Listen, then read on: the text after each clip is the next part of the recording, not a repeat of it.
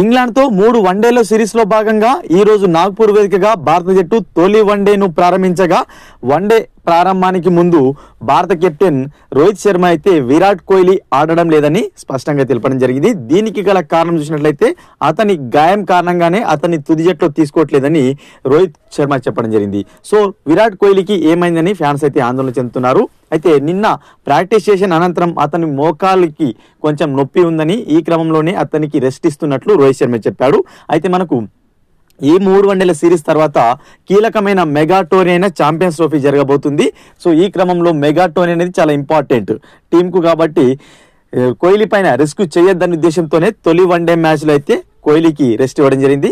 So next one day మ్యాచ్లో కోహ్లీ అందుబాటులోకి వచ్చే అవకాశం ఉంది. చిన్న మోకాలి నొప్పి గాయం కారణంగానే అతన్ని తప్పించారు. సో పెద్ద తీవ్రమైన గాయం అయితే కాదు. సో ప్రజెంట్ విరాట్ కోహ్లీకి సంబంధించిన గాయం అప్డేట్ ఇది. వీడియో కనుక నచ్చినట్లయితే లైక్ చేసి షేర్ చేయండి. మరొక ఇంట్రెస్టింగ్ వీడియోతో మీ ముందుంటాను ఫ్రెండ్స్.